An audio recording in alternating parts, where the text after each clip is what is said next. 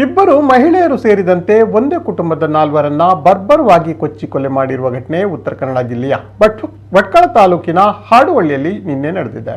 ಭಟ್ಕಳ ಗ್ರಾಮೀಣ ಪೊಲೀಸ್ ಠಾಣಾ ವ್ಯಾಪ್ತಿಯ ಹಾಡುವಳ್ಳಿ ನಿವಾಸಿ 68 ವರ್ಷ ಪ್ರಾಯದ ಶಂಭು ಭಟ್ಟ, ಅವರ ಪತ್ನಿ 54 ವರ್ಷ ಪ್ರಾಯದ ಮಾದೇವಿ ಭಟ್ಟ, ಅವರ ಪುತ್ರ 34 ವರ್ಷ ಪ್ರಾಯದ ರಾಜೀವ ಭಟ್ಟ ಮತ್ತು ಸೊಸೆ 30 ವರ್ಷ ಪ್ರಾಯದ ಕುಸುಮ ಹತ್ಯೆಗೀಡಾದವರು. ಮಧ್ಯಾಹ್ನ ಹಾಡುವಳ್ಳಿಯ ತಮ್ಮ ಮನೆಯ ಸಮೀಪವೇ ನಾಲ್ವರು ಕೊಲೆಯಾಗಿ ಬಿದ್ದಿರುವುದು ಕಂಡುಬಂದಿದ್ದು, ನಾಲ್ವರಿಗೂ ಮುಖ, ಕುತ್ತಿಗೆ ಹಾಗೂ ತಲೆಯ ಭಾಗದಲ್ಲಿ ಕತ್ತಿ ಅಥವಾ ಹರಿತವಾದ ಆಯುಧದಿಂದ ಕಡಿದ ಗಾಯಗಳಾಗಿವೆ.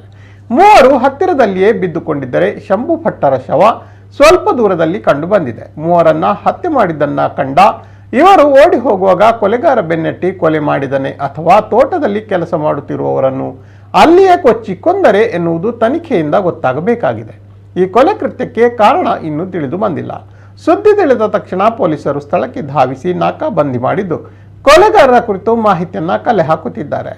ರಾಜೀವ ಭಟ್ಟರ ಇಬ್ಬರು ಮಕ್ಕಳಲ್ಲಿ ಓರ್ವ ಶಾಲೆಗೆ ಹೋಗಿದ್ದು, ಇನ್ನೋರ್ವ ಮನೆಯಲ್ಲೇ ಇದ್ದರೂ ಕೂಡ ಆತನನ್ನ ಕೊಲೆ ಮಾಡದೆ ಬಿಟ್ಟು ಹೋಗಿದ್ದಾರೆ. ಹೀಗಾಗಿ 2 ಕಂದಮಗಳು ಬದುಕುಳಿದಿದ್ದು ತಬ್ಬಲಿಯಾಗಿವೆ.